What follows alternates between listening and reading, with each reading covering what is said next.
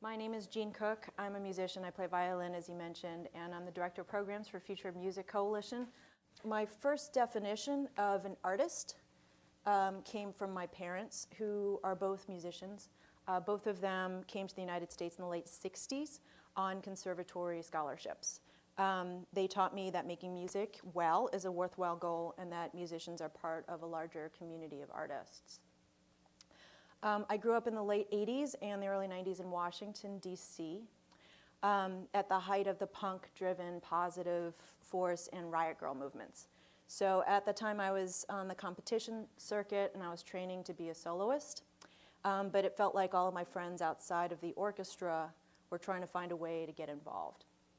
So they shaped my understanding of activism and the idea that anybody can be a positive force for change. A decade later, I was asked by some musician friends to help start a group called Air Traffic Control.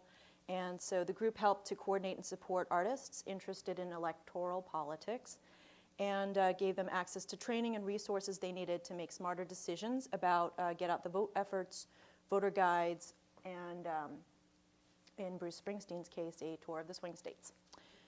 After the election, I joined Future Music Coalition, which is a nonprofit that helps to bring musicians' voices to the table when policy decisions are made that impact how they earn a living.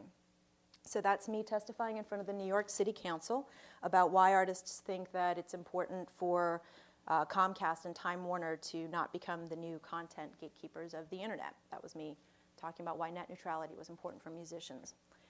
For the last 2.5 years, I have been running a research project for Future Music Coalition called the Artist Revenue Streams Project, and I'm going to tell you a little bit more about that. But before I do that, I just want to get a sense of kind of who we have in the room. So I understand that all of you are undergraduates, is that right? And you're all musicians? Are you all instrumentalists? Some of you are vocalists, instrumentalists, vocalists. And so how many of you in, say, 10 years imagine that you're going to be on tour a lot? How many of you are touring now? Okay. How many of you in 10 years think you're going to be making recordings? How many of you are making recordings now? Okay. How many of you are band leaders? All right. How many of you are writing your own compositions? Okay. And how many of you are teaching? Okay, cool. And are you all jazz musicians or you're all everything? Okay, that's cool. That's really helpful. Thank you for sharing that with me. So I've got a few slides that'll just kind of explain what this data set that I have is. I've been assembling this massive data set for the last 3 years. It's the largest it's the first and the largest and broadest data set that talks about how musicians make money in the United States. And I've got a bunch of slides and things to show you some of the things that I've learned about musicians and how they make a living. And I hope that you guys will feel free to ask lots of questions and interrupt. This is your time much more than it is my time. And I can talk about a lot of different things. And I want to talk about things that you think are relevant to what you want to know. So please feel free to give me feedback. And ask questions. Okay, so this is just an overview so you understand why we have this data set to begin with. So we looked at this thing called artist revenue streams because Future Music Coalition works with policymakers. So we work with Congress, we work with the Federal Communications Commission, the Copyright Office, and the White House. And a lot of them over the last 10, 15 years. Can everybody see? Do we need to adjust the lights or anything? Maybe I can push the piano. Okay, that's fine. So the reason why we're talking to them is we're trying to help them understand how musicians are impacted by things like the technology's impact on the music marketplace. And the number one thing that they all ask us for is data. What we were hearing was that over the last 10, 15 years, they were hearing a lot about the impact of technology on the music community, but almost all the data they were seeing was coming from the Recording Industry Association of America or other groups like that. So they're basically, in the RIAA, they collect data about the recorded music industry. So, so the vast majority of data that policymakers were seeing about the health of the music industry is about record sales, which is, as you guys know, one very small part of the industry. And when you're talking about how musicians are actually impacted, you want to talk about more things than just record sales. When we think about the music industry, we think about something more like this, in terms of all of the different money that's being made and how it all makes it back to the musician. And that from our perspective, like record sales is just this one little piece over here that all of the reports that the policymakers that we've been talking to had been getting. Another big thing that we noticed that there's, so we call this thing a data hole. And the other thing that we noticed was that everything you read about money and business models and trying to think about what things are going to look like in the future are really based on anecdotal evidence. So anecdotal evidence is just like a story that somebody told you, one person's experience. It's not necessarily about how everybody's doing. It's just maybe the most dramatic outlier, or it might be the most amazing story, like maybe somebody made $1 million on Kickstarter, or maybe somebody had this crazy video that made a lot of money. Unfortunately, because a lot of journalists are covering the music industry and trying to understand how these business models work, they only have anecdotal evidence to work with. So what we're seeing again and again and again in the trade press is these individual stories, but not really getting a sense of, well, is that happening to everybody, or is that just happening to the people that happen to be talking to the journalists? There was that kind of disconnect for us that we wanted to explore further. Finally, when we took a look at what data does exist, I don't know if you guys have ever heard of Nielsen SoundScan or Polestar or any of those other kinds of organizations that exist to measure the health of the music industry, how many records are being sold, what's being played on the radio, how much are people making every night when they tour. We would go out and we'd look at these data sets, and we found that they weren't complete. A lot of the data sets might, so like we call it the data hole, like this is like the commercial sector, and like this is kind of like the non-commercial sector. And so like for Nielsen SoundScan or something, or when Nielsen also owns BDS, they do radio airplay, they don't have classical or jazz charts. They don't measure any of that stuff. But Jazz Week does. They have jazz charts. And if you look at Polestar, you know, actually a good friend of ours, Bill Bragan, was just telling me that Lincoln Center doesn't report to Polestar. You know, that's where Forbes gets its top 10 list of like all of the people who made the most money from live performances. Except the thing is like nobody from the nonprofit cultural sector is reporting to Polestar. But you kind of get some of that information maybe over here. So we're seeing this gap between the information that's collected between the commercial sector and the non-commercial sector, which is also something that we wanted to try and address. So anyway, the data set that we put together, as I mentioned, is based on, it's not about the whole music ecosystem. It's not looking at all the money that's generated. It's actually just about the money that ends up with the actual artist in their bank account. And so what we did was we came up with this thing called 42 streams.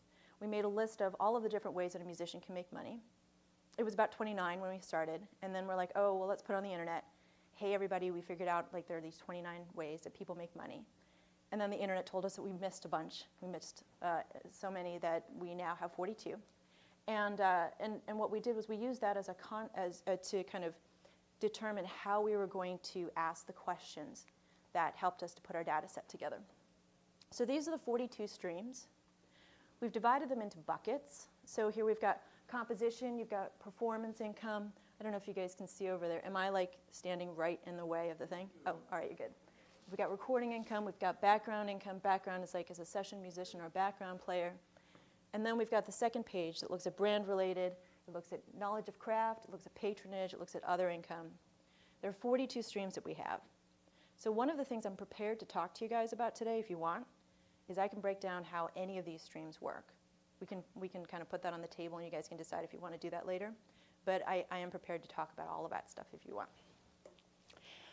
So for our research, we based our inquiry on the idea of these 42 streams. We talked to a lot of different kinds of musicians. We made up a list of all the different kinds of musicians, like the musicians who don't tour but have a lot of merch or something, or session players, or symphony players. We tried to get a sense of people from all over the industry and make sure that they were included in the survey that we did. And we also, when we found people, we asked them for additional data. We asked them for demographic data, also information about their attitudes, and then also to get a sense of other professional information that they had. And then at the end of the day, this data set that I'm talking about that we gathered includes 5,300 people took a survey. It's like the survey is anywhere between 20 and 120 questions, so we're talking about hundreds of thousands of data points that we've collected. We've also done interviews with about 81 people, and we've also done case studies. So today, what I've brought that I thought we could start with was some of our case studies. These case studies look at expense information and income information for real musicians. In some cases, their accountant just sent me a Quicken file or something like that. In other cases, I went to their house. They pointed me to the corner where the little closet was, or the box of receipts that they've never gone through is. And we sat down and we went through all of the receipts. And we categorized them, we figured out how they go. We have thousands and thousands of pages of financial records from the 6 artists that we've worked with. And from that, we've been able to kind of put together these pictures to better understand how to explain what happens in an individual person's case when it comes to the decisions that they've made about their career and the money that they earn. Is all making sense so far? Okay, cool. So do you want to just go straight into the case studies? Okay, great. So this first one's a jazz band leader. Probably very similar in some ways to what you guys are all prepared to do when you enter into the world, or probably what you're doing right now. So we've got information for a jazz band leader. This is a real person. All the people who participate in our case studies are anonymous. So we've taken away whatever information might help you to figure out who they are, like the actual numbers, but you can still see all the ratios and still see how stuff fits together. So this is somebody who's been active since 1995, earns 100% of their income from music, and spends 100% of their time on music. This is their income and their expenses. The expenses have been sized so you can see how large they are relative to the income. I think the expenses are probably about 74% or something like that. So you'll see that this person, and this is kind of like over all of the years, the vast majority of their income comes from live performance as a band leader. They also get some grants and some awards. They're one of the very, very, very rare jazz artists who actually has a record label contract with a record label that gives them an advance. So they have a little bit of that. They've gotten some commissions, commercial commissions. They work as a sideman occasionally. They sell records, so they have record sales. They have PRO royalties, and they've got other. How many of you guys know what a PRO is? ASCAP, BMI, and CSAC. Does that sound familiar? All right, so for all of you who are writers, do you all have an idea if you're signing up with ASCAP, BMI, or CSAC? You guys have figured that out, or you're going to figure that out soon? Okay, that's a really important thing. And that's something that I'm going to mention again at the end of this presentation, which is that there are certain things that as a musician you're supposed to do, or else you can't get paid. And signing up with ASCAP, BMI, or CSAC is one of them.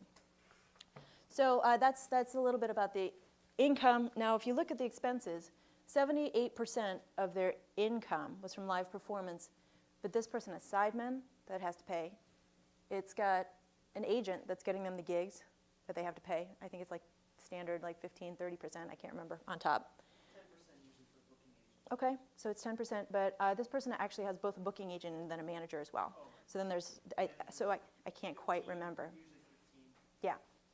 So, and then there's the actual touring expenses, the plane tickets, some overhead, production related to the grants, recording expenses, marketing, production crew, merchandise expenses, so when he's selling merchandise on the road, he has to buy it first, and recording artist fees paid.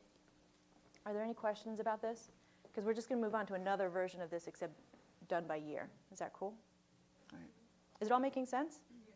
Yeah. Okay. Is it kind of what you expected? Kind of? All right. So this is the same information except presented by year. So we've got 2006 to 2011. We've got income. Oh, wait, I think I have an animation. Yeah. We've got income on top. I just did a version of one piece of this last week, so I had to do some animations. All right, so the income's on the top. The expenses are on the bottom. And then the silver line that goes through is net. So that's actually income minus the expenses. So as you can see here, and these colors are all consistent through all of the slides, the dark blue is live performance income. We've got grants and awards. We have recording income. And you can see how from year to year, if you're just looking at the gross numbers, you'll see that it's all kind of going up. But remember, there are expenses attached to everything. So if you look at the expenses, you'll see that it's kind of more steady. I think, for the artist. Does that make sense? Okay. Is that what you expected? So the number on above the pink line is what they kept, or the number below? The silver line right here, this is what they kept. Above and below. So this is what they kept. Oh, okay, yeah. So they'll earn this much, they'll spend this much, they'll take home this much. Okay? Anyone else? Okay. What are the actual numbers? Yeah. Can't tell you the actual numbers, but you can learn a lot just by looking at. You can learn a lot just by looking at the ratios. Like for example, here, the band leader took home 28% of his gross income. So you've got all of the income from that time, and then all of the net income on the right. So on the left is all the money that came in, and on the right is all the money that he took home. So I actually have this written out. So he took home about 28% of his gross income overall. Looking at specific revenue categories, net versus gross, he took home about 21% of his touring income, 19% of his grant income, and 31% of his recording income. So this is a case study. We've got 5 of them, or we've got 6 of them. It's all at money.futureofmusic.org. This is the jazz band leader case study. There's a lot more detail in the case study that we've got published, and you can take a look at that if you want. Money.futureofmusic.org. Do you have any other questions about this guy? Because we've got 4 other case studies if you want to look at them. Okay. Chamber music ensemble, is that interesting? Okay. So this is an ensemble that's been around since 1997. This is a group that spends 100% of their time on music and earns 100% of their income from music. One thing that you should note is that we count teaching as music income. Some people do, some people don't, but we tend to consider it music income. And these folks earn their money from a lot of different things. This group is just one of the things that they do. We're looking at the income and expenses for this ensemble. 95% of the income is from live performance. They sell CDs on the road. They have a record contract, but they don't get any royalties. They don't get any advances. But they do get some merch that they can sell on the road. They do a little bit of teaching as an ensemble, and as an ensemble, they've guested on other people's albums. So that's their income. Was that surprising? Yeah, that is almost all from live performance. It's not very unusual for classical. And in fact, it's not that unusual for jazz either, to be honest. Here we've got their expenses, the manager commission. Again, the expenses are sized, so it's supposed to reflect about, I don't know. We'll look at it actually more closely in a minute, exactly how much that is compared to the income. We've got the manager commission, we've got touring expenses, we've got artist fees when they have guest artists. Their publicity expenses, they have a publicist. Their teaching related, marketing is orange, merchandise, 2.5%, that's the stuff that they buy and sell on the road, taxes that they pay an accountant, production.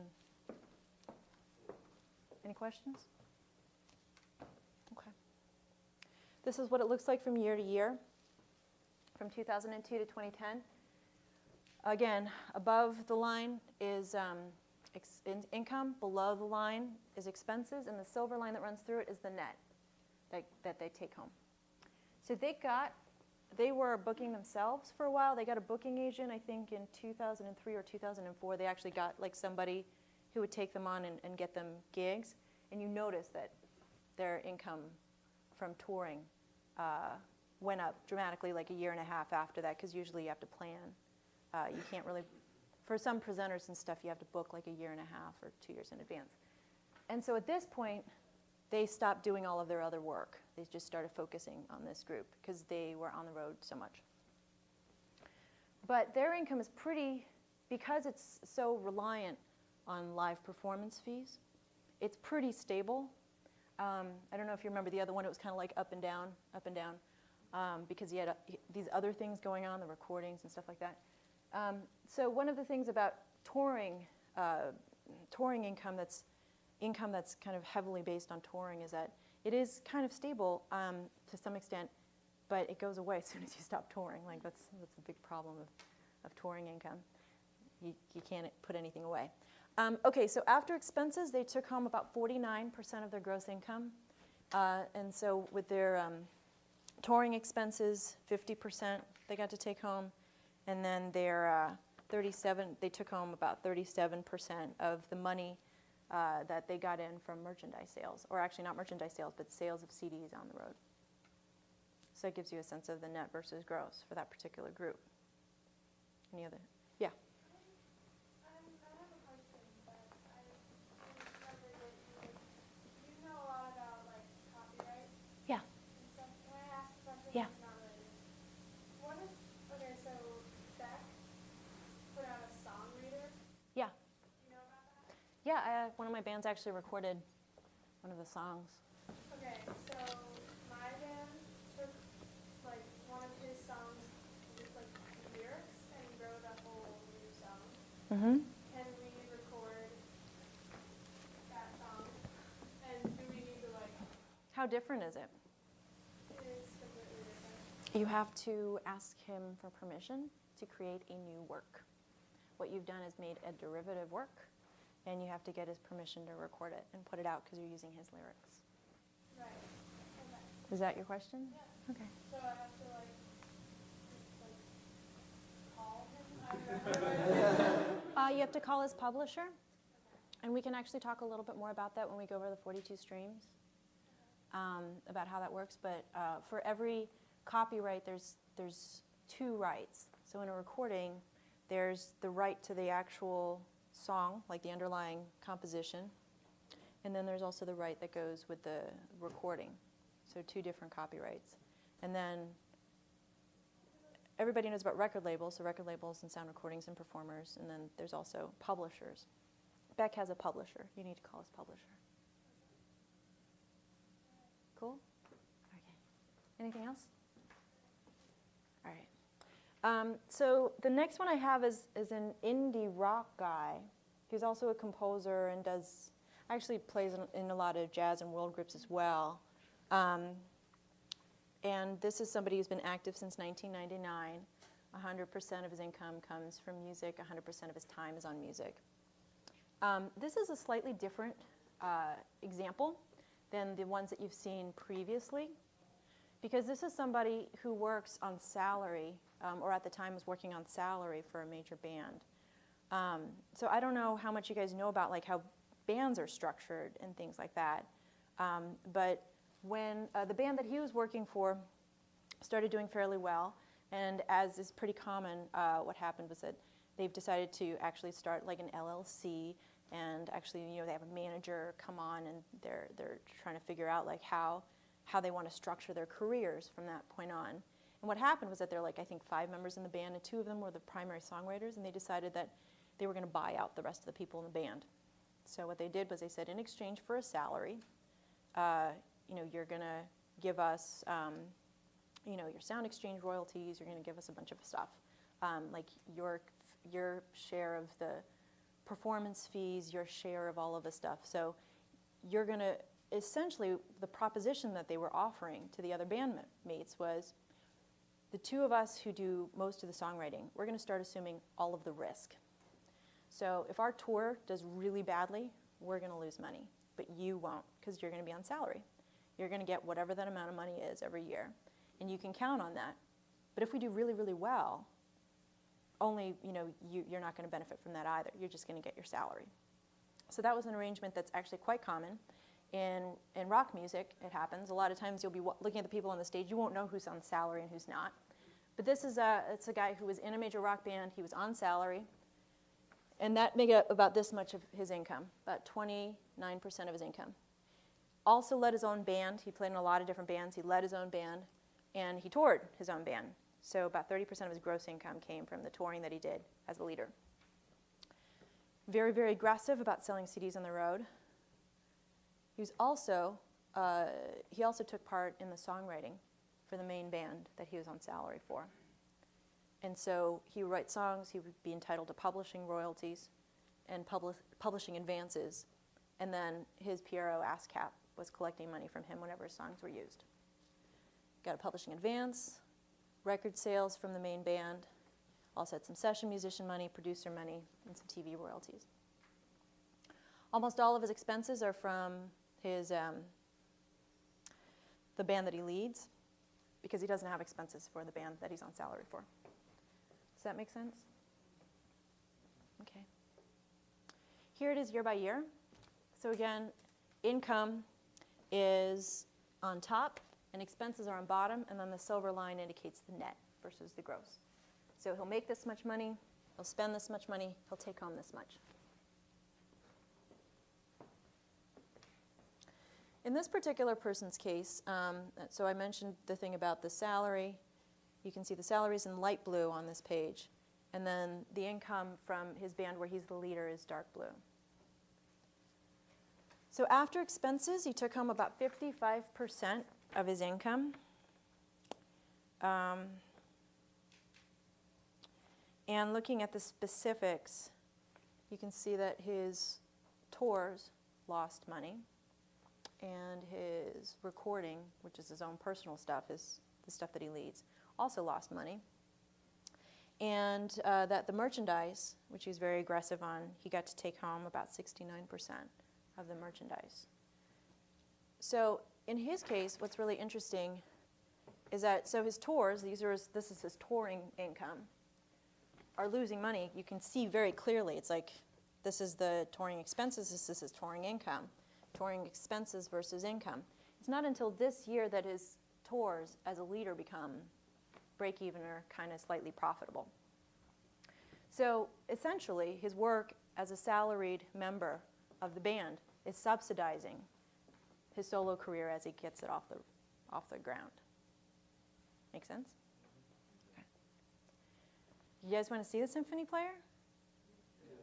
Okay. So this is somebody, we have all of their income from when they left school up until they signed up with one of the major orchestras. So like this is one of the incredibly lucky classical performers that are out there. When you look at their income from that entire period, it was on salary with a bunch of different orchestras, including the one that he just joined a couple years ago.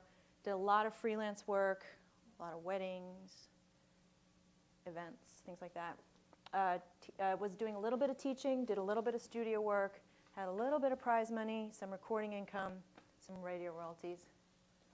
His expenses, again, they're sized relative to the income, are much smaller, kind of when you compare it to the other case studies. But what they're made up of are really different. I mean, like, I play violin, so I totally get it. It's like this person's instrument is like the biggest expense. Their education is their second biggest expense. Some of you guys are going to learn about that. All your payments, how do you do your payments? And then everything else is just kind of related to the freelance work that he's contracting. When you look at it from year to year, so this is when he's still in school. I think he's in grad school or getting a PhD. I can't remember, like an advanced degree. Very common. In our survey, we found that like 80% of classical musicians had an advanced degree. Anyway, so he's getting an advanced degree here. Most of his expenses, as I mentioned, are instrument and education. He's kind of doing some gigs now that he's out of school around here. And again, it's income, expenses, and then this is the net line. And he's just kind of making it work with a lot of different orchestras here and there, a lot of different gigs. And then he joins the Fancy Symphony here. Does that make sense? This guy's income versus expenses, if you count the years that he's with the Fancy Symphony, are pretty dramatic. It's 93%.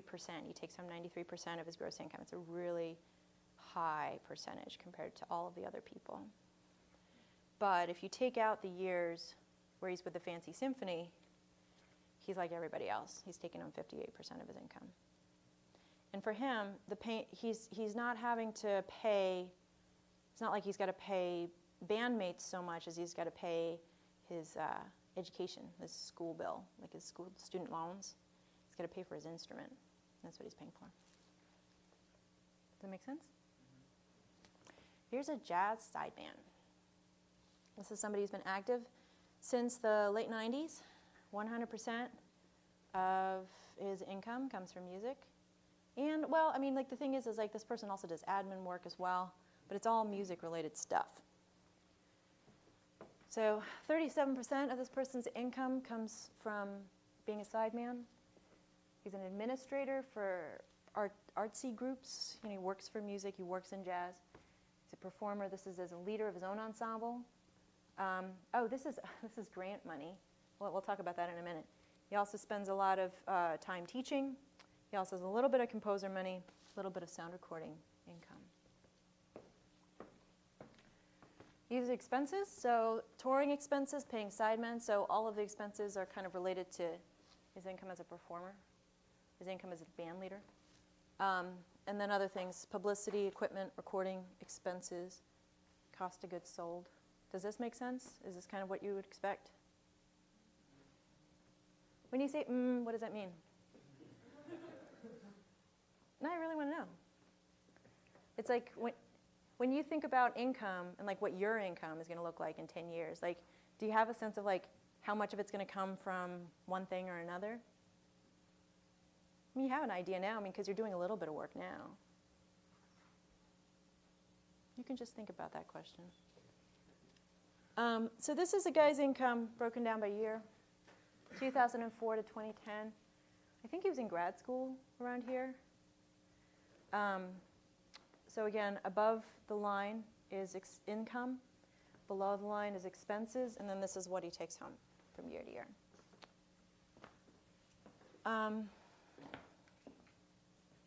So it really fluctuates for this person.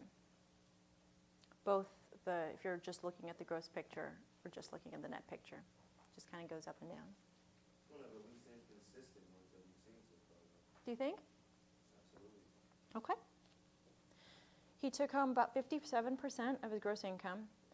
Well, one of his jobs is as an administrator, so I wonder if that has a stabilizing effect. I mean, anybody who's doing teaching, anybody who's has any kind of administrative job has that certain level of stability. And in this guy's case, it was the sideman work that he's doing, and his administration work that he's doing, and his teaching work that's subsidizing his solo career.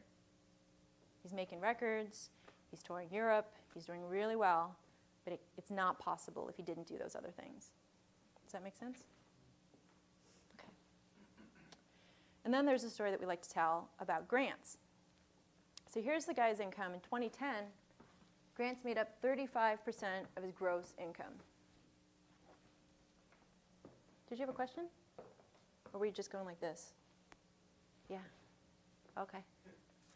So 35% of his gross income in 2010 came from a grant, which is great. Grants are prestigious.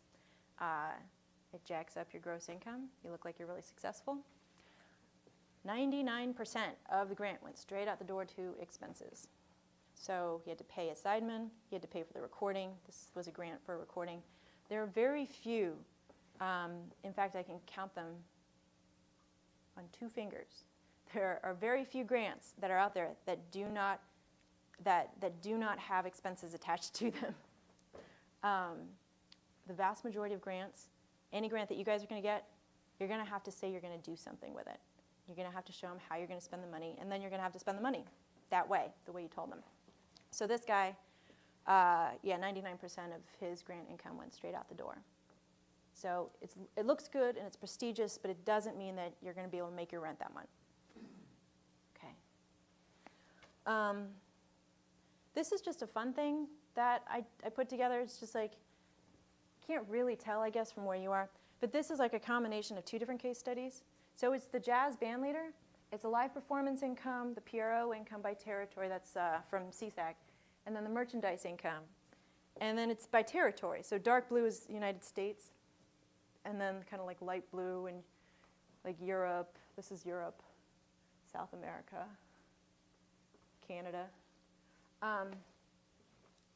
When I did it that way, because we have access to all of the income information, like, oh, well, let's code it by region, just to get a sense of how much of this person's income is coming in from outside of the United States. And I can tell you that I think I can't remember the exact number, but it's more than 30%. It might be 40 or 50%.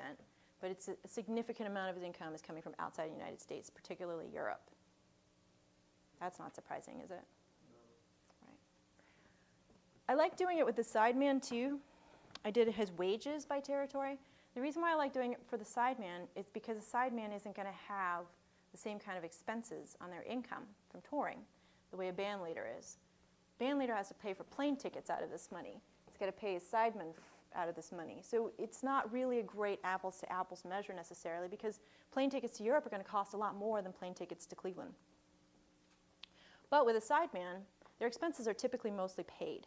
If they're going to have to go to Europe, they're not paying their plane ticket. Or if they do, they're going to get reimbursed. And so it's more apples to apples when you see how much money they're getting. In their case, I guess the big takeaway, this is the Canadian, UK, Europe, and South America money, and then this is the USA and Mexico money. On a very, very general average, the outside of the US money is about 3 times what he's making in the US. Now, there are a lot of reasons for that. This is not a rule. It's not to say that every time you go to Europe, it's going to be 3 times more. But he's not going to go to Berlin if they're only going to pay him $50. But he might go down to the end of the street and play a show with his friends if they're going to pay him $50. So anyway, I just thought that was kind of fun. Got to look at outside of the US money versus US money. Well, I think you guys get it. But basically, it's just like certain income streams come with expenses. Sometimes those expenses are significant. The income streams that don't rely so heavily on, don't get impacted so heavily by expenses. Salaried work, composition work, if you're able to get your compositions used. Session work and teaching work. Make sense? Okay. So, yeah. Just going back to the grant thing. Yeah. So, I mean, the grant's meant to pay for, like, for example, the recording of the tour or whatever. And clearly, like, you don't get to keep very much of that money, but you do get to keep the money you make off of what you produce through the grant, which you don't have to pay for. Like the recording, you didn't sell that, right? That's true. There is an income that comes on the other side of recording. I think that it's pretty rare that, that artists are going to break even or earn money from recordings. I mean, you got to remember that that paid for the actual recording, the studio time. But I don't believe that grant paid to manufacture the recordings. So if you're going to manufacture, say, 1,000 recordings, that's going to cost a certain amount of money. And then you have to assume that I mean, like, let's say you have to sell like 300 or something to break even. Yeah, that's assuming 300 people want to buy the record. So yes, in theory, I think that there is income that could potentially come in. I don't think it's necessarily income that you need to count on. That if you count on it, I think that you're going to run into problems. The other thing is, do you have any data on the cost of living? Like, I'm looking at these, like, graphs and statistics of, like, where's rent? like, where's, like, groceries? Like, what percentage of this income is that? Like, if we can't know, exactly what these people are making in dollar terms. Right. I can't do it with the case studies, but I can do it with the survey stuff. I'm going to open up a different presentation, which has the survey information in it. Let me see.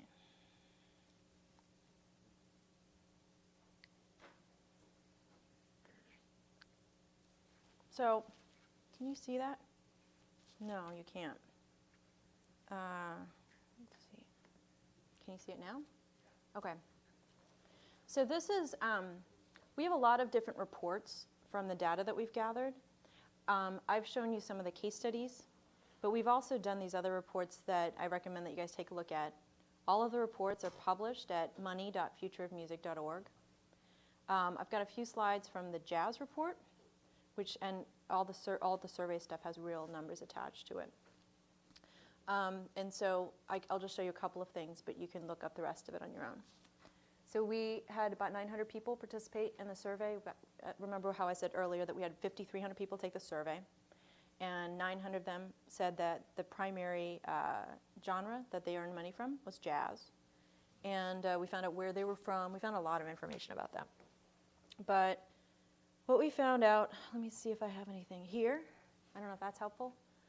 But maybe it's kind of strange because it's like, how much do you think you're going to be earning in like 5 years? Do you guys have a thought about that? Because I guess it's hard to know until you actually get out into the market and see what kind of feedback you get from the markets. Like, are there too many people like you? Are there not enough people like you? If there are too many people like you, it's going to be hard to get a job. You probably won't get paid as much. If there aren't enough people like you, then you'll get paid more. So I don't know how meaningful it is for you guys to see these numbers. I mean, in New York, $30,000 I think means that you're definitely not living in Manhattan. I mean, it means you're living in Brooklyn. If you're spending a third of your income on rent, which is what most people do outside of the city, although within the city I think it's probably closer to half, then that means you can afford a place that's, what, about $1,000, a little more than $1,000 a month. So that means you're probably living in Ditmas with me. That's where I live.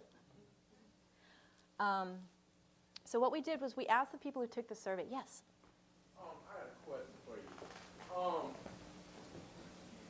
I don't know if there's maybe a study that's already out, or maybe you know, or maybe this may be something you might be interested in doing. But I wonder if, you know, what is the numbers of people who go to, like, graduate from conservatories or go to school and actually have a career performing, like, performing is all they do. What is there, like, a percentage? You know, we actually have the data to be able to answer that question. We haven't actually tried to figure out the answer to that specific question, but we know what the level of education is for people who took the survey. And then we also know what percentage, like 32% of the population who took the survey were spending, you know, more than 35 hours a week on music and earn more than 75% of their income from music, so we would consider them full-time. So we could take a look out of the people who are full-time, how many of them have are you asking about advanced degrees or just majored in music, or? It doesn't really, my question, my whole, like, reason for asking this is because some people think, like, you know, you go to school, I mean, there's this ideology, I guess, in America, you go to school, work hard, you will be successful, whatever, but, you know, we can politics about that later, but the thing is, there's this ideology that if you go to conservatory and you work really hard, you'll become famous, or you'll have, like, a sustainable career in music, you know, and I'm just curious to know, like, what are the numbers for people who graduate and actually have a sustainable career performing all the time? I have a couple slides I'll show you. Maybe this will be helpful. We'll see. So of the people who took the survey, we have an average of their income, and then we have how it breaks down among these major categories. So this is like the percentages of their income within each category, and then you take the average amount that a jazz musician is making, and you divide it among the percentages. So the average jazz musician who took the survey is $10,000 a year from teaching, $9,000 a year from touring. They may be on salary in somebody else's band, $3,000. Session musician, $3,000. It's kind of how it might break down, just like so you can like imagine it in your head what it really looks like for a real person. I don't know if we have anybody in the survey who's exactly that. It's an average, but it gives you a sense of it. There's another slide that I can show you. Oh, this is the one that I think is really interesting. All right, so this is a slide that looks at AFFM members versus non-AFFM members. So non-AFFM members are blue, and AFFM members are red. Across the bottom, we have their age, 18 to 24 through 75 or older. And this is the money that they earn from music. And you can see how for an 18 to 24-year-old, it's around $13,000 for both the AFFM and the non-AFFM members. When they're 25 to 29, the music income, there starts to be a gap between the two of them. But it's between $20,000 and $30,000 here. From ages 30 to 34, It's a little bit below $30,000. But then from 35 to 39, we've got a much bigger gap. We've got like a $20,000 gap between A of M members and non-A of M members.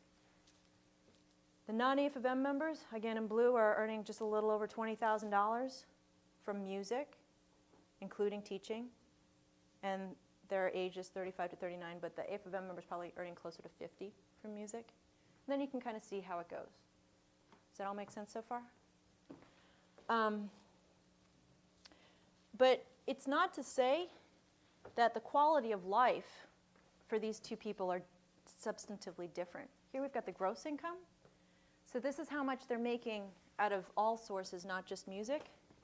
A of M members and non-A of M members are basically really close when it comes to their gross income.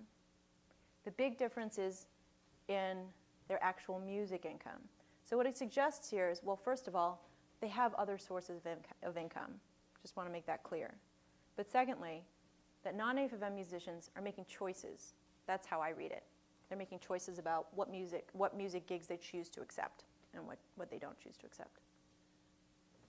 Is that helpful? Oh, okay. So AFM is the American Federation of Musicians. It's a union. Here, they've got different locals. So here, the local is 802. Have you guys ever met anybody from the union? A lot of people are involved, possibly. Our faculty is they're all organized by 802, and actually I think it's AFL-CIO. Is that right? They're affiliated with the AFL-CIO. So what the union does is they do a lot of things. The idea is kind of like strength in numbers, right? So if you have a large group of people and they're all banding together, then they do things like try and set wages. Like in the 70s, there used to be this thing where when people played in restaurants, there was actually a standard rate that you got paid. Like right now, if you play in a restaurant, it'll be like whatever they give you, whatever they decide to give you. But back then, there was like a rate that people would get paid. And the AF of M negotiated that rate. So anybody who played in a restaurant would get at least, I don't know, $100, $200 a night, each person. It was a pretty good way to do things. But the restaurants didn't really like it. The hotels didn't like it either. And so they went to court and they changed the law. So now the unions aren't allowed to organize people who play in restaurants and hotels anymore. But they do organize the people who play in pits.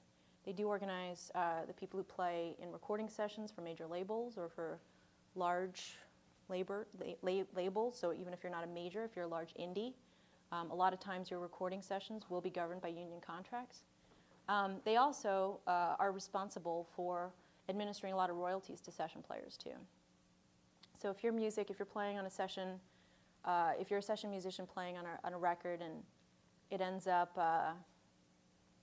it's a major label record, say, and it ends up being used in a film or something like that, and it does really well in the charts, there's actually all this extra money that gets generated that eventually funnels back to you as a session musician, even though you thought you just got to buy out. There's this other money that you're entitled to when you do major label stuff because of the unions. So that's what they do. I mean, they're also very willing to be unpopular, so sometimes people don't like them. So they'll do things like picket clubs, make them look bad, stuff like that, because they think that maybe the club should contribute to pension funds for musicians that are playing at the clubs. So that's the American Federation of Musicians, AFM. That's the red people. So I don't know, did that help? I mean, like you were asking just about like how does it all work? Like, does this help answer the question a little bit? I mean, well, see, the thing is, I feel like about like income, and I mean, I think I'm pretty safe to say that I know that as a musician, I'm probably not going to make a lot of money. That's why I'm not really that excited about being one. Mm-hmm. But my question is, I want to know, like, what is the, like, for instance, like the students that graduate from Harvard with an MBA, what are the numbers of them that are actually going to grow up and become billionaires and millionaires, or become CEOs of companies where this profit is really high? Like, what's the percentage of musicians that graduate specifically, like from elite school and had school,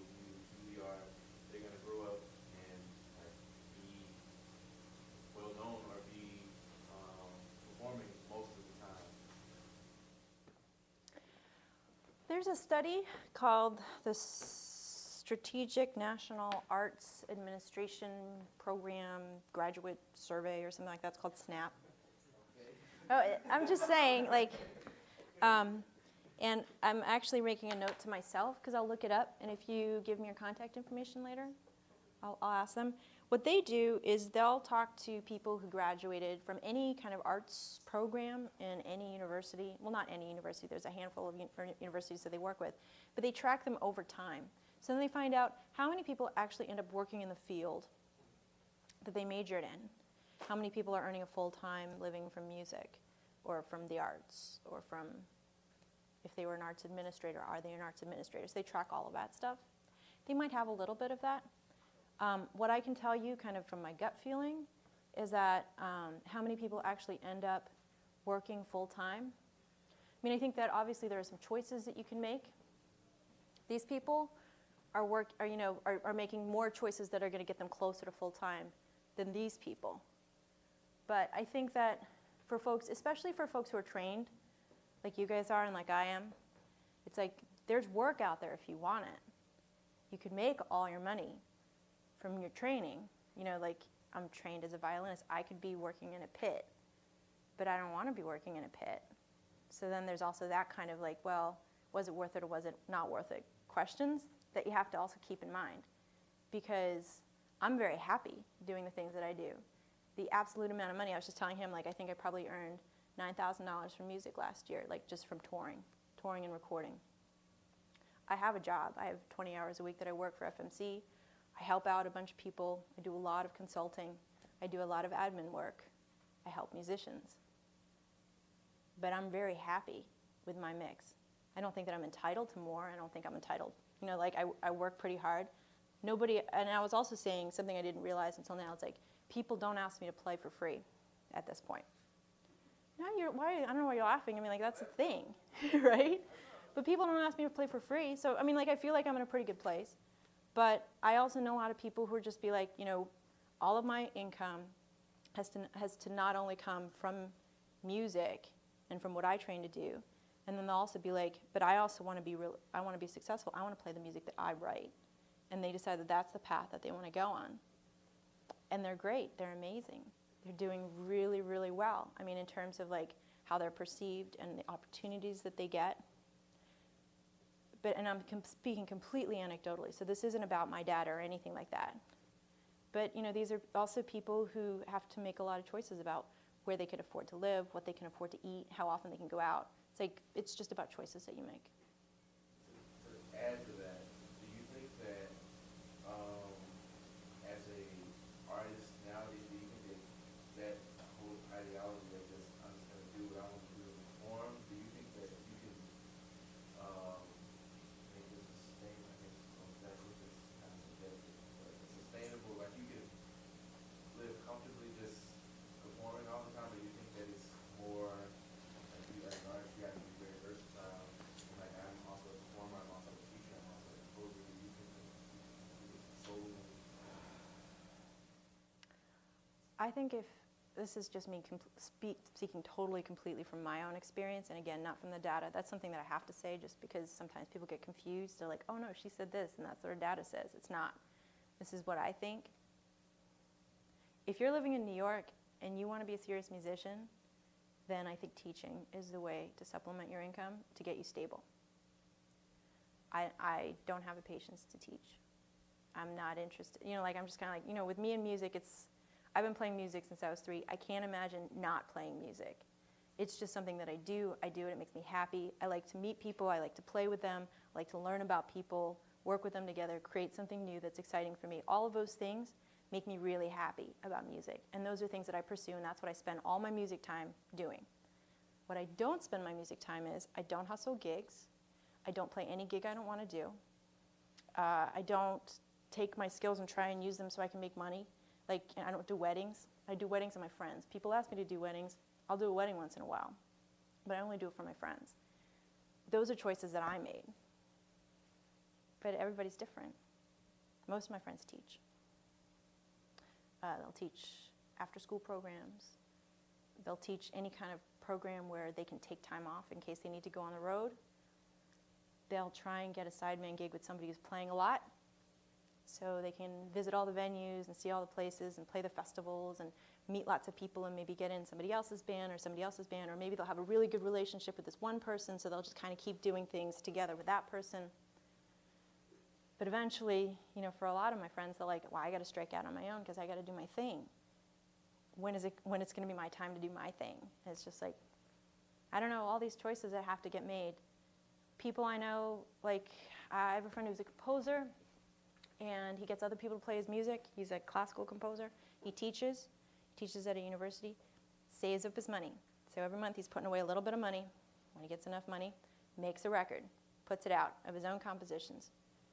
It does really well, but that's how he goes about doing it. His teaching subsidizes his composing career. Those are the kinds of choices people make. I'm going to teach, that'll subsidize this. I'm going to play with this guy's band, that'll subsidize that. So these are the streams. Is there anything in here that you want to particularly talk about, or is anything in, like, what are the ones that you knew about on this screen that you're looking at right now? Can we start there?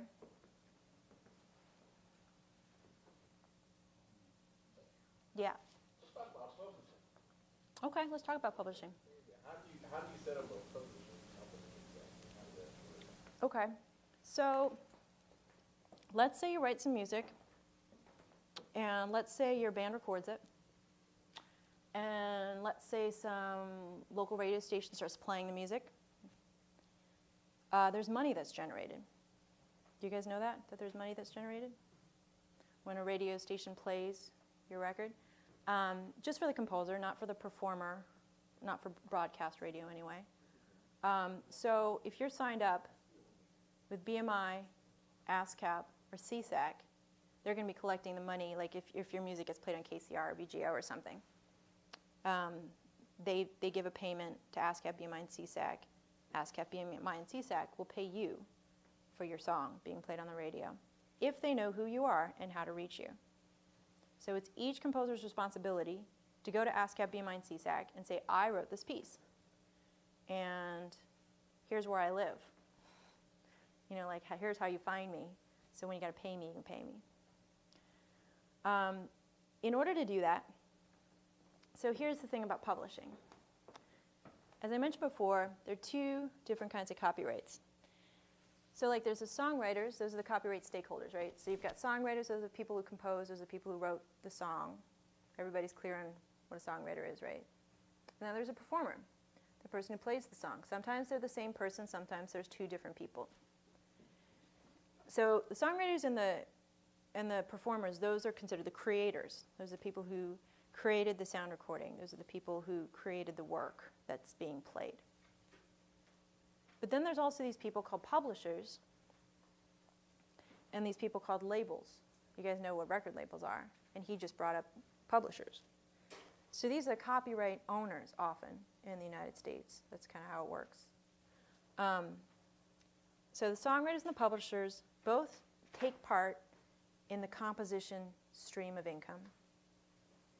And the performers and the labels take part in the performance or sound recording copyright stream of income. Does that make sense? So you've got the composers, you've got the performers, you've got publishers, you've got labels. Yeah. I was just trying to look up that back thing, and like I saw like McSweeney's, is that? Like, Right, that published the physical right. copy. So publisher is a term of art from back in the day when people used to publish sheet music. McSweeney's probably did put it out, but they probably had a deal with Beck's publisher. So publisher doesn't always mean the person who actually prints it anymore. How do I find that information? Do you know where? Yeah, so on all of the music on the bottom, it should say copyright and then the name of the publishing company. So the publishing company is either a publishing company that Beck Hansen set up himself, or it's a company that has given him an advance in exchange for a share of all of his publishing income. His publishing income would include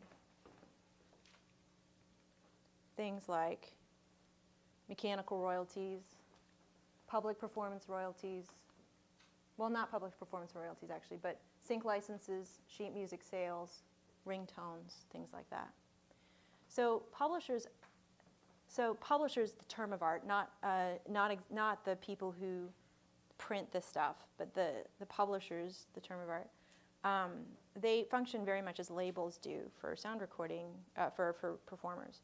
So for composers, a publisher would come to them and say, I'm going to give you, say, $3,000 in exchange for the exclusive right to try and get as much publishing money for your catalog of these pieces for this amount of time.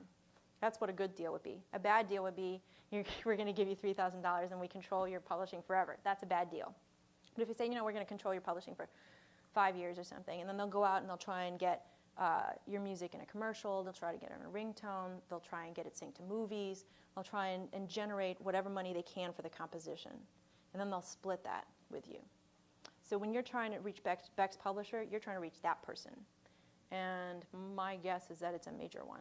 It's like Warner Chappell or something like that. But you can figure that out by looking at any recordings, which of course in his case he doesn't have recordings, right? He just has the sheet music. But on the sheet music at the bottom, you might check and see what it says.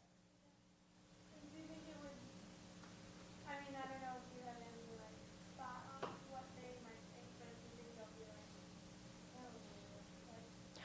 I think they're not going to respond. I think even when you find the exact right person to ask and you send them 20 emails, they're not going to respond to you. And the reason why they're not going to respond to you is because you're going to be like, I'm going to make a recording and I'm going to make 1,000 copies of it and I'm going to sell it. How are you going to sell it?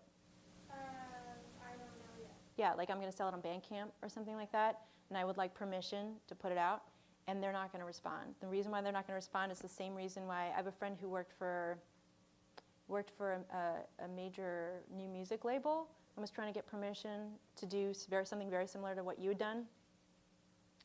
And when he finally got the guy on the phone, and the guy's like, how many copies are you making? He says, we're making 3,000 copies of this record to sell. And the guy's like, it's not worth my time to write you an invoice for the amount of money that you're going to owe me. He just wouldn't even deal. And so I can't give you legal advice, and I'm not giving you legal advice, but what I will tell you is that what a lot of people do in your situation is that they might say very clearly, once you find the right person, because you have to find the right person to send this to, I'm using this recording in this way, or I'm using this song, I'm using the lyrics from this song in this way. I'm going to use it for a recording that's going to be printed at this time. We're going to make this number of recordings. This is how we're going to distribute it. And then you can say, in these situations, we typically pay $100 for the rights to create this work. Here's a check for $100. Please let me know if you have any questions. And then if they cash the check, you're in a much less gray legal area than you would be if they hadn't. You know what I mean? This is totally not legal advice. But don't they release the song later? And so I feel like when he had released the album as if he recorded the songs, like he released the lyrics and the melodies but never recorded it, so like all the other people are recording those songs. That's the point, right? Yeah, I'm just telling you like legally what you're supposed to do. I think that the reality is that in jazz and classical, in new music, the volume of business is so small. It's 3% of the marketplace. It's just like there's so little money that's in our field, even for the people who are making money. Like it's just so small that we just operate on a different scale. And a lot of these rules about copyright and what you're supposed to do or what you're not supposed to do, it just don't make sense when you fit them on a community like ours, where most of the people aren't making that much money. A lot of people are working other jobs, and that they're not doing these things to make money. Like you're not recording Beck's music because, oh, I'm going to make a ton of money off of this. There are people who want this, and I'm going to make $20,000 from this record. You're not going into it like that. I'm imagining you're going into it saying, I think these lyrics are really cool. We've done this thing that I'm very proud of. I want to put it out in the world and make it available to people so they can connect with it. And that the law just isn't written for people like that. I would say that, I don't know about for Beck, but for a lot of jazz artists, if you're looking for mechanical license or permissions, a good place to start is Harry Fox Agency. You can just go to Harry Fox online, just Google it, And the vast majority of like standards and stuff like that, you can find it there. And they have something called Song File. It's very easy. I think what's the statutory rate for mechanical? It's like 9 It's cents. 9.1 cents. Do you guys know what mechanicals are? Okay, so let's say you sell a record. Let's say you didn't write the songs that are on your record, and you're selling a record.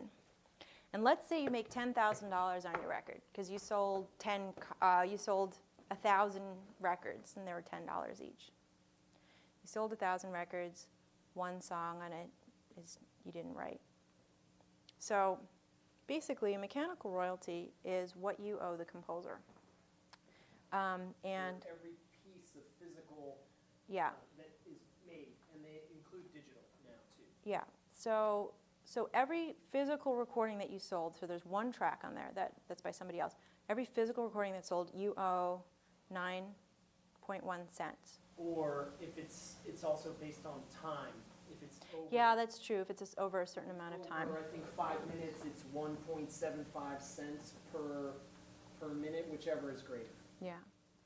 So if you're recording, and you're making a record and you're putting it out, and you're including compositions that you did not write, for every record that you sell, both physically and digitally, each time that track is sold, you have a responsibility to pay that person. And you can go to Harry Fox to get a license. That's one place that you can go. Or if you know where they are, you can just send them a check. But you have to do that. If you're writing your own compositions, then typically, I guess you'd pay yourself. The mechanical is typically paid by a label. So if you have a label that you're working with, they're responsible for paying that out. You'll probably have to tell them who wrote the songs and who owns the publishing so they can reach out. Yeah. What if you just put up some music on your website or something of like some of your own songs and then some standards and stuff, but you're not planning on selling it, it's just for free so that you can promote yourself and people will have some of your music, you still have to pay. Streaming or downloads? Probably downloading. You're supposed to get a license. It's considered, even though it's digital, it's considered, every download is considered a physical, Even if you're not getting paid, it's considered a distribution, and that's what you're paying for, the right to distribute. And I believe there's even streaming right now too, isn't there? Streaming is different. Streaming is complicated. Yes. Are you sure? I was asking about streaming. Yeah. Like if it's not downloadable, but you can Mhm. use the track just for streaming, how it works. Well, do you want the legal definition, or do you want to know what the reality is in the jazz field? I think the reality in the jazz field is like a lot of people, the thing is like if you're not making any money off of it, it's going to cost them more money to call you about it. Than what they're going to recover from what you actually owe them.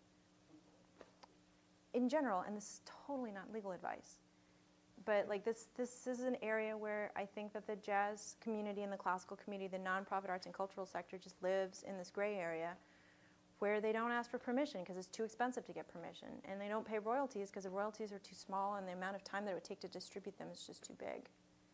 That's the reality we live in now. Eventually, at some point, things are going to shift, and we're going to have to figure it out. But at the moment, it's a little bit of a free-for-all. Yeah. As of now, like what level would you say you have to get to before you like show up on the radar, and you have to like really, if you haven't been worrying about it, be definitely worrying about it. It depends. If you're going to cover Prince, even if you're not making money, you better come correct, because it's like you can't mess around with Prince. Like that's one example. He's one guy who's like totally like, you can't use my stuff. Right. But other people might be like, am I going to care about it or not? It's like that guy. Standards. I think standards are probably fine, but the thing is like you don't know. Like some people tend to really be aggressive. Some people tend not to be. It just depends on how aggressive they are about protecting their songs and their brands. So, there's no safe area. There's no like de minimis, like I'm only making 2 copies. Only 3 people are listening to it. That doesn't really exist. You're always exposed. But the reality is that, you're just always taking a risk. Unfortunately, that's really funny because like I have to do things, like I have to go and talk to people from the nonprofit arts and cultural community, and they're like, we want to do the legal thing. We want to do the right thing. And I'm just like, yeah, but none of those people are going to call you back because you're not going to pay them anything that, you know, like it just doesn't. And they're like, but how do we do the right thing? How do we do the legal thing? And it's really hard because it's like everybody wants to do the right thing, but sometimes you just can't. I mean, artists live with a really high level of risk, both in terms of their career and also their legal exposure. It's just kind of reality. Who was it that asked about how you set up a publishing company? Oh, you left. Anyway, but for those who are interested, I don't know if we actually explicitly answered it. It's easy to set up your own publishing company for your own compositions. If you join ASCAP, you have to set up a separate account as a publisher. And I think BMI, if you're registered with BMI, your publishing is automatically covered. I think that's how it works. If you don't have a publisher, yeah. Right. If you don't have another publisher, if you register with BMI, your publishing is covered automatically. If you're registered with ASCAP, you have to set up a publishing account. I don't know how it works with CSAC, but it's easy to do. You go online, you go to bmi.com or whatever, ASCAP, and it walks you right through it. It's pretty straightforward. I think for BMI, you have to pay money for both, but I think with ASCAP, they take it out of your earnings. So whatever the first $50 or $100, I think. They're free. I think they're both free to sign up with. I don't think. I mean, I don't think so. I think that they take their income from the they take a fee off the top, Right. but there's no upfront fee. No, that's what I'm saying. Right. So, but it costs you something, but you don't have to pay. So I differentiate that between it's not actually free because you end up, it's, comes Sure. out of the earnings, right? But Right, like anything else. right. So there's no upfront cost. Let's put it that way. So is there anything on this list that you guys are not familiar with or want to spend a little bit of time on? I do have slides that explain each of those bullet points about where it comes from and who pays it. What is ASCAP Plus? Oh, ASCAP Plus. So is anybody here a member of ASCAP? You're a member of ASCAP. So have you ever applied for ASCAP Plus? No. So what it is like, people who aren't like the big earners with any PRO have an opportunity to get money from the PRO. So with ASCAP, if you're earning less than a certain amount each year from them, which is probably most people, then you can apply for ASCAP Plus, which is grants. I think it's like $1,000 or something that you can get from them. So it's like a grant program for ASCAP members. And PRO is Performing Rights Organization. That's it. That's ASCAP, BMI, and CSAC, yes. Yeah. Can you talk about sync license? So let me see, sync licenses. See, it's like a whole presentation, like we go through each of them. So sync licenses. So if you wrote a piece, so this is on the composition side, if you wrote a piece and then say MTV's The Real World wants to use it because they frequently use independent music for Denmark, NTV Denmark wants to use your music, then what happens is that they need to get a sync license from you. They can't just do it without your permission. They have to get your permission and you guys have to agree on a rate. And so basically, it's as it says here, it's an existing work. So it's not when somebody calls and says, can you write music for my thing? It's not that. It's you already have a work. They wanted to use it for a television show or for a video game or a movie. And the money gets paid by the movie studio or the ad agency or the game company or whoever the production company is directly to the composer. But they also pay, they'll also pay the labels, the performers as well. And then I believe if it is MTV's The Real World in Denmark, you will also get money through ASCAP each time it's performed, each time it gets broadcast. And syncs just stands for synchronizations. That's right. What are typical rates for the licensing itself, not for the royalties? I think that it depends. It's not a lot. Like none of this stuff is ever a lot. I'm trying to. I know people who've done this, and I've seen their statements, and I'm trying to remember. It's probably less than $200. It's certainly not more than $600 or $1,000.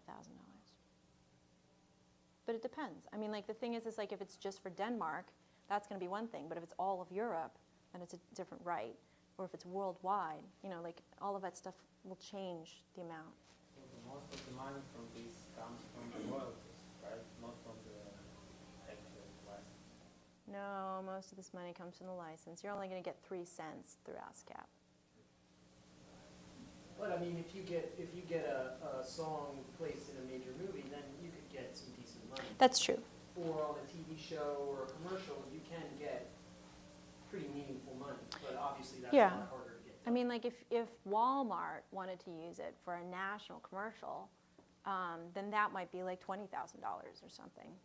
But I don't think that you get ASCAP money for television in the United States. So, I don't think you would for a commercial anyway. But it just kind of depends. And it's not like you can get in line to be like, hey, Walmart, give me $30,000 for my. They have to, the person who picks the music has to just find you and feel like you're perfect for whatever it is they're working on. It's not really something, you can set yourself up so you're findable, and you can set yourself up so it's easy, so it's easy for people to understand what you have to offer, but you can't force people to want your stuff. So that's the tricky part. But even if it's worldwide or national commercial or local commercial, the license for the music itself, it would be like $200. No. It depends. It depends on who the company is. The bigger the company, the more money it'll probably be. If the smaller the company, the smaller the money, the bigger the territory, the amount of your piece that they're using, how important your piece is to what it is that they're doing.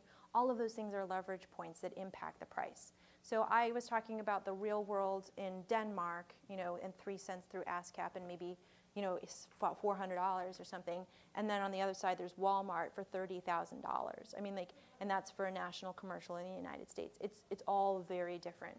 Yeah, and there's even rates depending. If you get it like on a TV show, there's all kinds of different rates. If it's background music, if it's part of the theme, if it's all kinds of stuff. Yeah. They have it all broken down. And the stuff that's on television is negotiated by the union, so you can actually look a lot of that stuff up for the performances. I don't know for the compositions. The compositions are different. I don't think that those are necessarily. But I mean, that's the sort of thing you can ask around. You can find out. What's DPR and AARC? DPR, digital performance right. That's sound exchange money. So, are you guys familiar with sound exchange? So a lot of you have records, right? Do you guys ever send your records out to folks to get them to play them, like radio stations and stuff? No? Yes? Okay. Do you know if any of your songs have ever been on a radio station that might do a webcast, or have been on Sirius XM or anything like that? Were you saying yes, or were you stretching? Okay. So when your music does get played on a radio station and it gets webcast, and when your music ends up on Sirius XM or on those weird channels on cable television that broadcast music but have no images, they're called music choice. Like in bars sometimes they'll show these weird TV stations that just broadcast music. Anyway, there's a group called Sound Exchange that collects royalties for all of those uses. So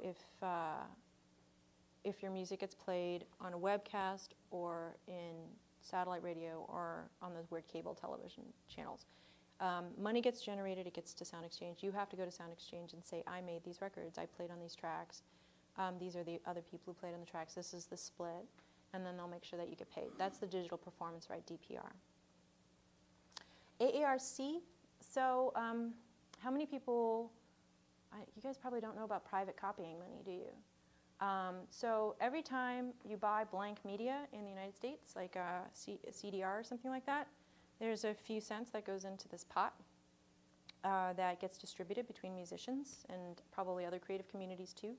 It's just called private copying money. The idea that that somebody might go home and take this blank media and use it to burn a CD, to recognize that that's something that happens and that the artist loses income. They started a pool of money called the AARC, and they distribute monies to performers as well. at the end of the presentation is a list of all of the places that you are responsible for signing up for. And so AARC is definitely one of them. And Sound Exchange is another. We talked about ASCAP, BMI, and CSEC. Did you have a question? What about when you're playing on the radio on the fly? 'Cause I played through school something, and I played my music on it. You have to do something. So you played your music live on the radio. Did you fill out a playlist afterwards to let them know? Like, did they say, like, what were the names of the songs that you just played? All right, so did you write your own songs? Yes. Okay, were they also webcasting? I know they were streaming it after we played. Okay. So, so then ASCAP, BMI, and CSEC would be the people who would be theoretically getting the money for your compositions that were used at that time. And then for the stream, for the online stream, Sound Exchange would have been collecting that money. But even though that was like a few months ago, you would even want to see to do that. What, are you registered with ASCAP or BMI? How they report, everybody reports differently. So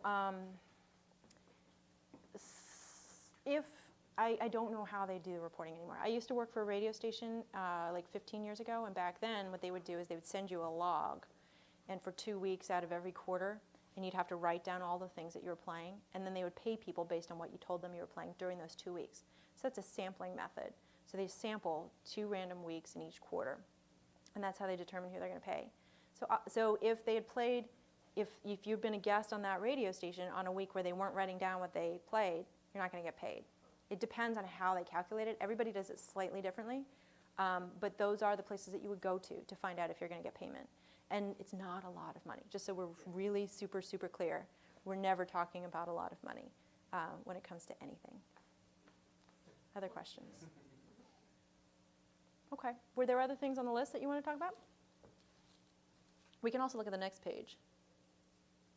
So you guys know about the background income? Because I always thought this was really interesting.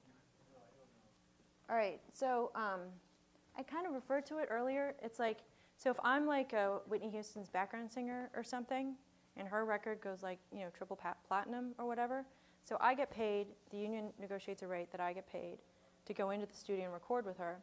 But then once she hits like, 500,000 in sales or something, I automatically get another payment that's equal to the amount that I just, that I got paid for going into the studio. And then once it hits like 1 million or something, then I get another payment. Like, so those are the AFTRA contingent payments for people. What's AFTRA? So AFTRA is the American Federation of Television and Radio Artists.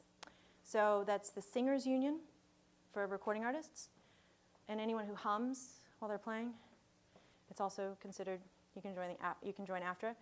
Those are the folks who negotiate the recording contracts that ensure all of these extra payments go to session musicians.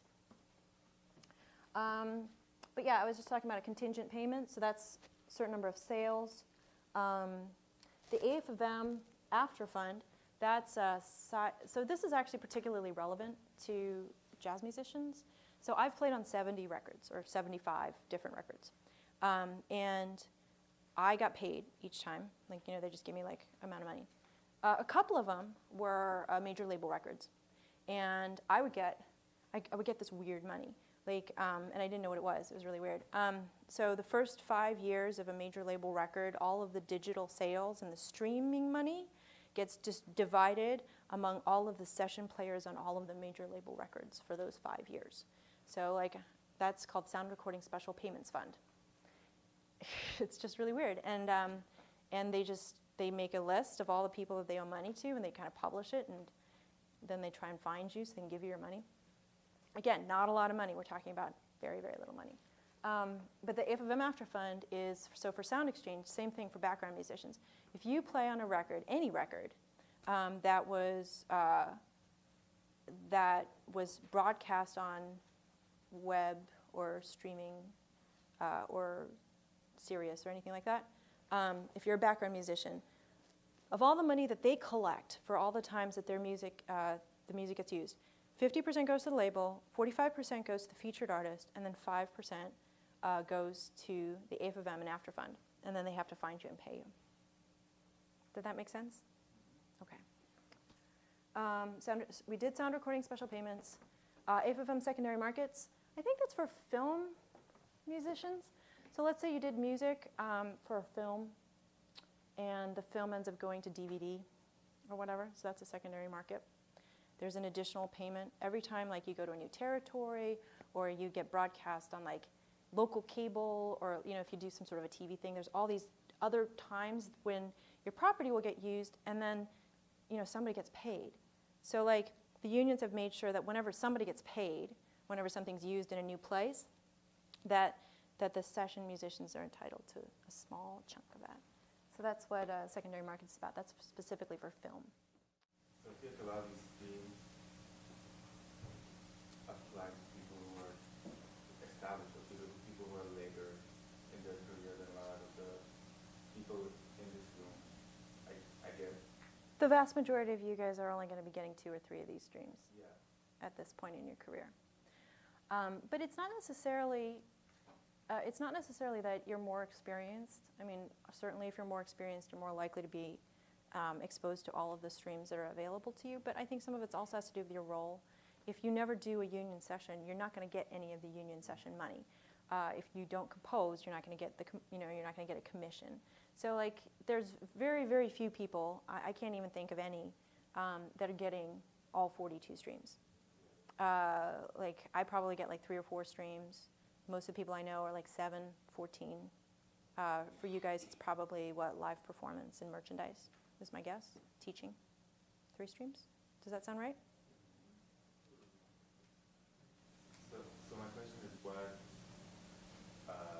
do you suggest someone in their early, mid, late 20s do at that point in his life to have access to other kinds of streams later? The first thing that I think anybody in your position should focus on, I think, is 2 things. One is you got to figure out what it is that you're offering that nobody else is offering. And I don't just mean that in terms of a marketing way, but I also mean creatively. I mean, like, spending almost all of your time at this point to make sure that whatever you're putting out there is excellent music, I think is probably the biggest priority that all of you guys have right now. It doesn't matter if you're really business savvy if you're not putting out excellent music. So I mean, I think that's the one thing that is kind of within your control, and one of the things that you will always be the most important person that makes sure that happens in your career, that you're making truly excellent music. The other thing that I think often artists are the best person to be in control of is understanding the people who are drawn to your music, why they're drawn to your music. So if people, and that's a lot harder to suss out early in your career, but eventually, if you guys are persistent and you continue to make excellent music, you will start to notice that there are people that are drawn to you. And that if you understand what draws them to you, then that will give you power with all of the people who come to you and want to offer you things. Like, I think that you're great and I want to put out a record, here's an advance, blah, blah, blah. But you understand what it is that your audience wants. Well, they don't actually want these songs, they want these songs.